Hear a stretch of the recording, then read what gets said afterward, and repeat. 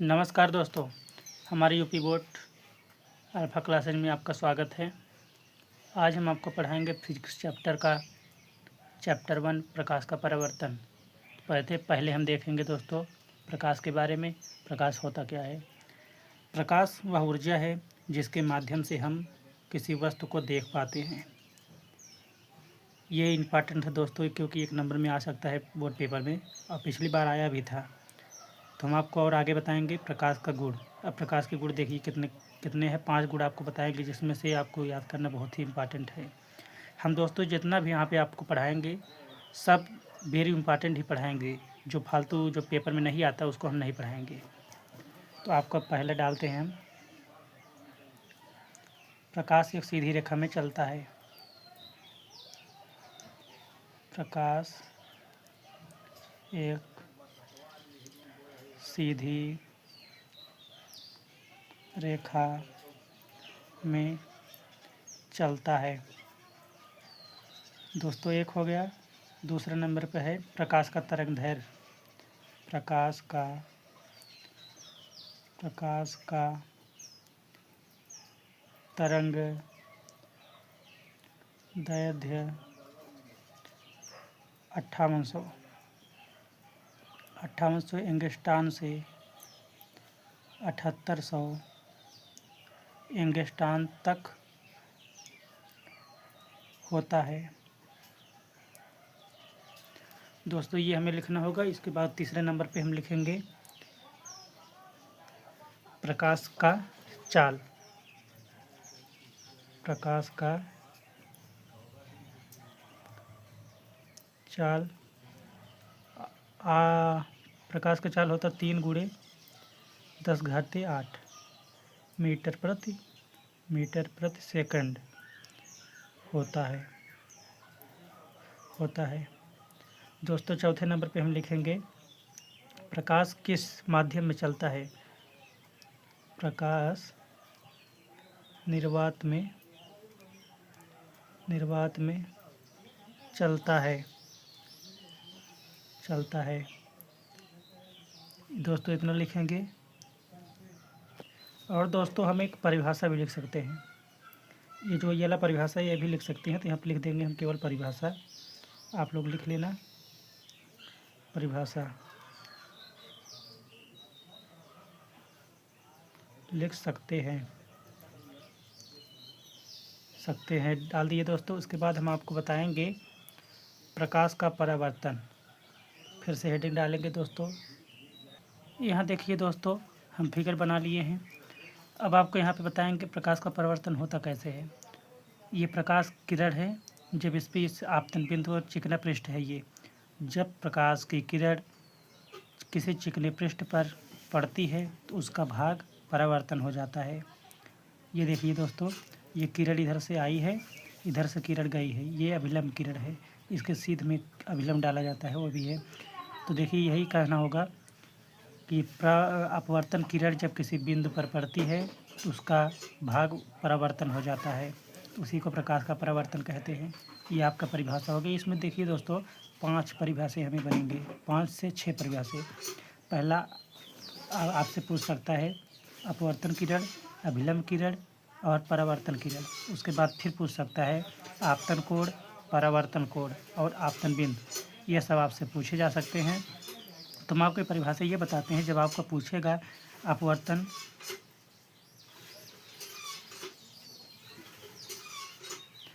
जब आपको दोस्तों पूछेगा इधर अपवर्तन किरण किसे कहते हैं, तो आप बताइएगा कि आपतन बिंदु पर गिरने वाली किरण को अपवर्तन किरण कहते हैं। और जब परावर्तन पूछेगा तो आप ये बताइए आपतन बिंदु से प्राप्त किरण को परावर्तन किरण कहते हैं।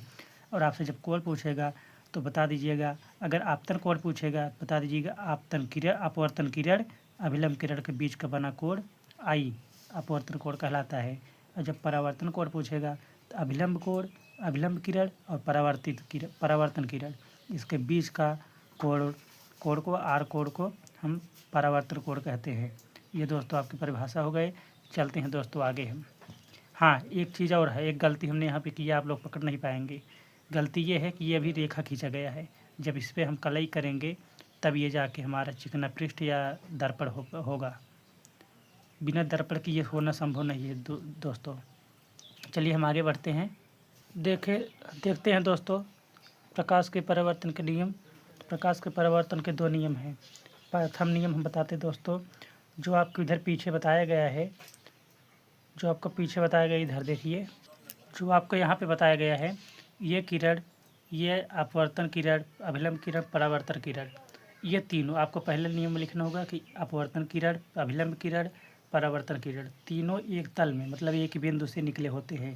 पहला नियम ये लिखना होगा और दूसरा नियम ये लिखना होगा कि आपतन किरण, परावर्तन, आपतन कोण, परावर्तन कोण दोनों आपस में बराबर होते हैं। कोण आई बराबर कोण आर, ये आपको लिखना होगा दोस्तों। आइए हम आगे लिखते हैं। तो दोस्तों वही परिभाषा हम लिखते हैं। देखिए आपतन किरण, अपवर्तन किरण दोस्तों, अपवर्तन किरण तथा अभिलंब किरण, अभिलंब किरण और परावर्तन किरण तीनों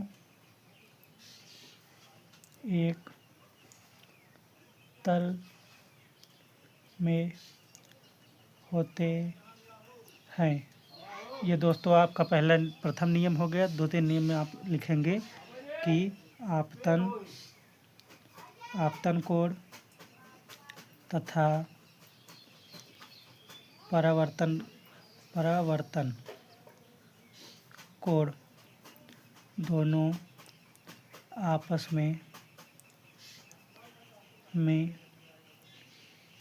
बराबर होते हैं। दोस्तों जैसे हम इस लिखेंगे इसको, कोण आई बराबर कोण आर, यही दोस्तों होगा आपका नियम। आगे हम दोस्तों आपको बताएंगे दर्पण के प्रतिबिंब के बारे में। प्रतिबिंब बताते हैं दोस्तों। देखते हैं दोस्तों प्रतिबिंब होता क्या है। प्रतिबिंब जब हम किसी दर्पण के सामने खड़े होते हैं तो हमारा आकृति उस दर्पण में दिखाई देने लगता है, इसे हम प्रतिबिंब कहते हैं। तो लिखना होगा यहाँ पे, जब हम किसी दर्पण के सामने खड़े होते हैं तो हमारी आकृति दर्पण में दिखाई देने लगती है। इसे प्रतिबिंब कहते हैं। प्रतिबिंब कहते हैं। ये दोस्तों आपका प्रतिबिंब का परिभाषा हो गई। इसके बाद हम आपको बताएंगे दर्पण। तो हेडिंग डाल लेते हैं दोस्तों, दर्पण। दर्पण दोस्तों होता क्या है इसके बारे में हम आपको बताएंगे। इसको सजा देंगे बढ़िया से, इसको भी सजा सकते हैं। आपको हम बताएंगे दर्पण के बारे में। दर्पण होता क्या है। तो दर्पण वह वस्तु होता है जिसके एक तल को लाल ऑक्साइड का कलई करके हम उसके दूसरे पृष्ठ को परावर्तन बनाते हैं, इसे ही दर्पण कहते हैं। जैसे कि आपको बताएंगे दोस्तों, जैसे कि ये है, ये एक गोलाकार शीशा या चिकना पृष्ठ है। तो इसके एक तल पे मतलब कि हम एक तल पे ये देखिए कलई कर दिए लाल ऑक्साइड का, लाल ऑक्साइड का ये देखिए हम कलई कर दिए यहाँ पे, और इसकी ये दूसरा पृष्ठ को इसको हम परावर्तन बना दिए हैं। यहाँ से जैसे किरण गुजारेंगे तो इधर कलई है तो फिर किरण ऐसे लौट जाएगा, ये किरण गया ये लौट गया किरण, तो इसे हम दर्पण कहते हैं। तो लिखेंगे दोस्तों, वह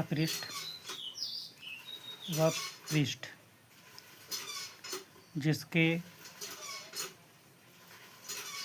एक तल को लाल ऑक्साइड दोस्तों लाल ऑक्साइड का कलई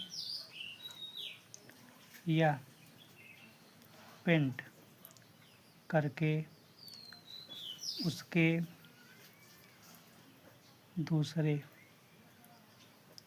पृष्ठ को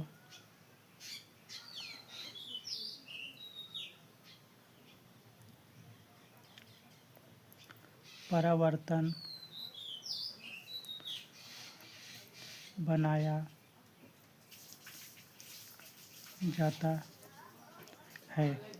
इसे दर्पण कहते हैं। दोस्तों यही आज की वीडियो में हम इतना बताएंगे आपको। आगे की वीडियो में कल बताएंगे हम आपको। जय हिंद दोस्तों। आपका हमारे